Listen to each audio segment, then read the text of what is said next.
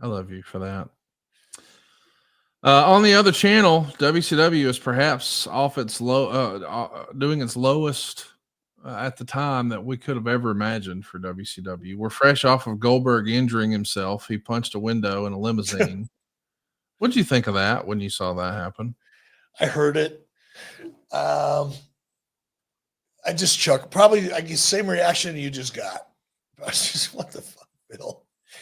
I mean, I've seen Bill, and I think he probably still does it to this day. You know, but one of the ways that Bill, we all have our own. Say we, a lot of people have their own ways of focusing or getting themselves fired up or getting into character. If you're a performer, even though I wasn't a wrestler, I had my way of doing it before I went through the curtain, just to transition from being the guy sitting in catering to the guy everybody wanted to hate. Bill's was unique, man. Bill's involved self-inflicted discomfort. It's like banging his head on shit, and forearming walls, and putting his fist through glass. And he just had a weird way of getting himself fired up for the show. Well, that happened on a couple days before Christmas, 1999. So, like a week prior to this, is when he's punching holes in limousines. He was mad because I was gone. That's why he hasn't. He shared it with me, you know, on one of those calls that we have. You know, we talk often. We just share a lot of things. You know, as men, you know, sometimes it's good to be vulnerable and open yourself up. And Bill and I have that relationship. And he explained to me, oh gosh, what was it now? 18 months ago or so, almost 2 years ago, in one of these heartfelt conversations, that the reason he put his fist through the windshield of that limo was he was so frustrated because I wasn't there, you know, to help Bill wrap his head around what he was about to do. And, you know, I apologize, but Bill understood. We should mention that not only did Goldberg hurt himself when he punched the limousine, wasn't a pay-per-view, wasn't a Nitro, it was a Thunder. In a weird way, Thunder is the worst thing that ever happened to WCW. Well, kidding aside, including my conversation with Bill Goldberg and sharing vulnerabilities, Thunder was from jump. It was the worst thing. It expedited the collapse. It gave all the execs in Turner that wanted to pull the plug on WCW, it gave them so much ammunition. And it just went downhill from day one. We're seeing DX now do a run-in and put the boots to The Rock. So you got Sean Waltman, and you got Billy Gunn, and you got the Road Dogg.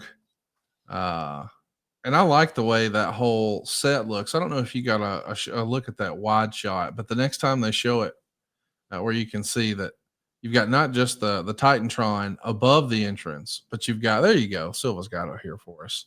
Isn't that a cool look? The way that's very cool. Up on the left and right with the two main key characters. Like, what an interesting. And again, for those of, I mean, I think this is cool today. Yes. For a wrestling show. But look how far we've come. Yes. But we've come far from a very, very well-produced show. I mean, it's not like this was wrestling in a dingy, smoke-filled auditorium in front of 1,200 people. This was a highly, highly well-produced live-action show, and it's only gotten better. It's mind-boggling. It really is. Now you see Triple H wagging that finger, talking about The Rock. He's putting hard times on The Rock right here.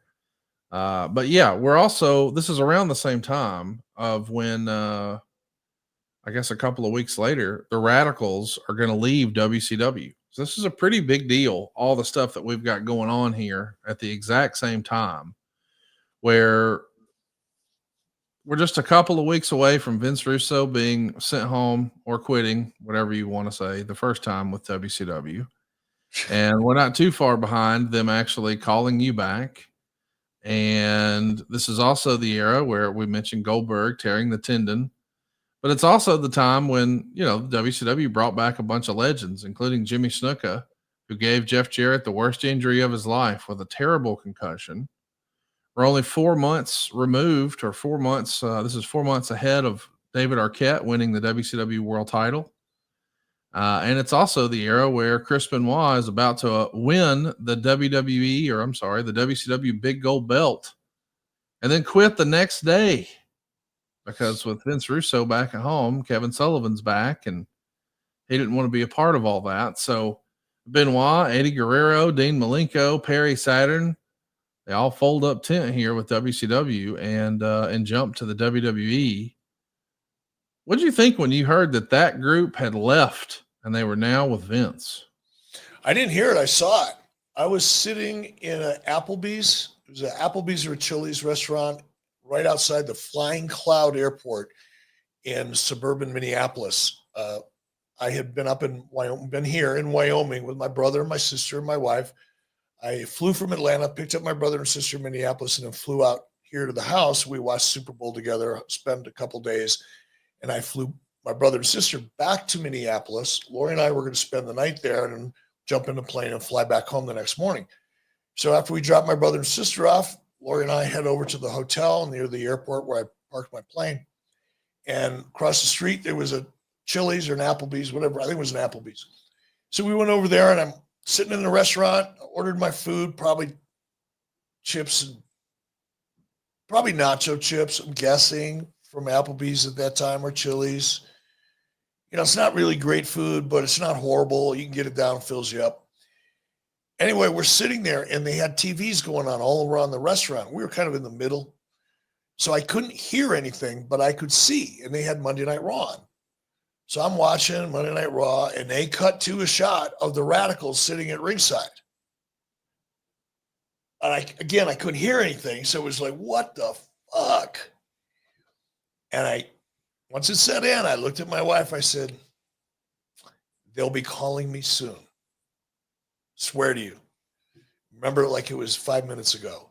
And sure as shit, within about 10 days or 2 weeks, whatever it was, I got a call from Brad Siegel. Can you go ahead and hit me with that Southern phrase again one more time? Sure as what now? I don't even know what I said. What did I say? Sure as shit? Sure as shit. I mean, you did it with a shit. 2 syllables. Shit. I learned that from your dad. Oh, shit. I said, Larry, there's not 2 syllables in shit. He goes, bullshit. I went, damn, you're right, Larry. There is 2 syllables in shit. Well, when he does it, there is. There's the Mean Street Posse. We haven't spent any time talking about the Mean Street Posse, but what did you think about that as a faction? Giving Shane McMahon his own faction from the main streets of Greenwich, Connecticut, sweater vests and polos. Like, this feels like something you would have appreciated. It feels like it's right out of a movie, right? I love it. That's the villains from Nerds or something like that. I love it. The mean streets of Greenwich, Connecticut. I mean, that's good tongue-in-cheek character shit there. I think it's fun.